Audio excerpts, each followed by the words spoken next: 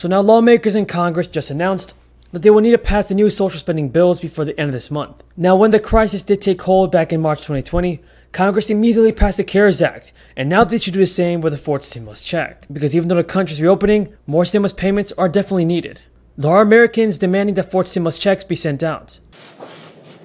And I'm going to make some brief comments, maybe ask a few questions, and then we'll yield and go down the road here, and maybe we can, all of us both virtually as well as in person here, we can hopefully make some progress. I want to thank the Secretary of Treasury, Secretary Yellen, Commerce Secretary Raimondo. I see her on the screen there. It's good to see you. And the leaders of some of America's most important businesses and institutions. The American Association of Retired Persons, the AARP, Bank of America, Citibank, Deloitte, Intel, JP Morgan, NASDAQ, the National Association of Realtors, and Raytheon. And for joining me today to talk about the need to raise the debt limit. And I do believe that President Biden can do a better job in helping out the American people. And of course, raising the Social Security benefits. We haven't failed to do that since our inception as a country. We need to act. These leaders know the need to act. The United States pays its bills. It's who we are, it's who we've been, it's who we're going to continue to be, God willing. That's what's called the full faith and credit of the United States. Let me be clear. Raising the debt limit is paying our old debts. There's nothing to do with new spending or what may be coming this year or other years. It has nothing to do with my plans on infrastructure or building back better, both of which are paid for, but they're not even in the queue right now.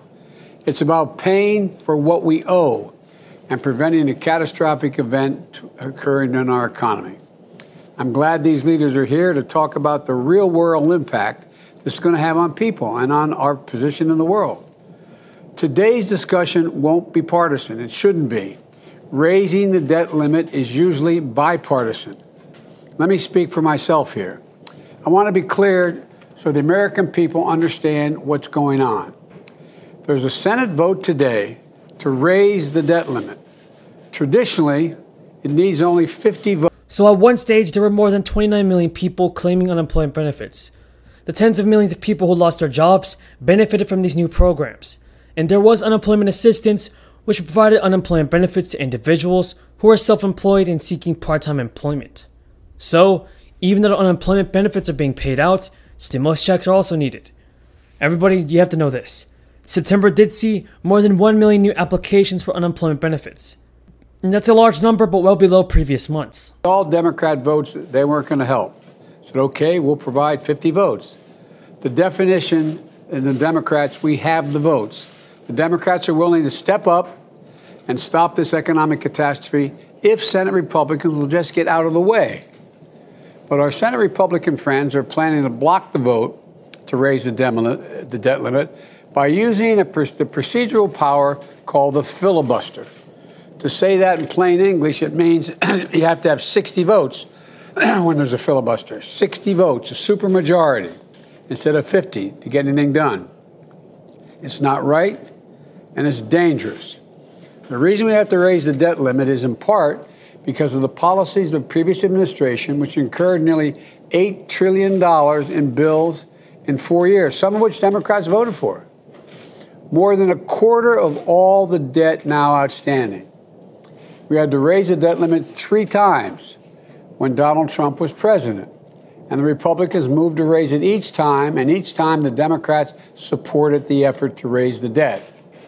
But now Republicans won't raise the debt limit despite being responsible for what the debt limit, why it has to be raised for the bills that are outstanding. They won't raise it enough through, if they've done, we're going to be defaulting on a debt that would lead to self-inflicted wounds that risk the market tanking and wiping out retirement savings and costing jobs.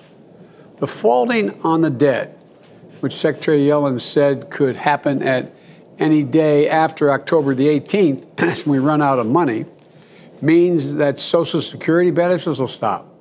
Salaries to service members will stop. Benefits to veterans will stop, and much more. The failure to raise the debt limit will undermine the safety of the United States Treasury securities. threaten the reserve status of the dollar as the world currency and that the world relies on, downgrade America's credit rating, and result in a rise in interest rates for families, talking about mortgages, auto loans, credit cards. If all weekly applications are added together, the total is 1.36 million applications. Not all of these, though, will be accepted, however, and that's due to the terms of benefit eligibility that many people are unable to claim. The number of continuing claims for benefits fell sharply in early September, as the extended unemployment benefits during the crisis fell down nationwide. But the last 2 weeks of September saw a slight rise in initial claims. The ending of extra unemployment benefits on Labor Day could lead to more people requiring further support. A part of this was the extra $300 weekly payment and an expansion to the number of weeks that unemployed people can claim benefits. Now, the U.S. is currently in the midst of a historic number of job vacancies, with July having more than 10.7 million available jobs nationwide. But Democrats have a new deadline to enact President Biden's economic agenda. The party will try to pass both bipartisan infrastructure bills and as well as the social spending bill by the end of October, and the party aims to approve the plans before the October 31st expiration of major transportation funding programs. To pass what they bill as transformative investment in the social safety net and climate policy. Democrats want to satisfy progressives who thought an initial $3.5 trillion price tag was too small, and at least one centrist who wants to spend no more than $1.5 trillion. Now, Schumer set out the new timeline after House Democrats delayed a planned Thursday vote on the Senate-passed Thursday infrastructure bill. Progressives are now seeking assurances that Democrats will pass a larger social spending and climate proposal that's withheld support from the bipartisan plan.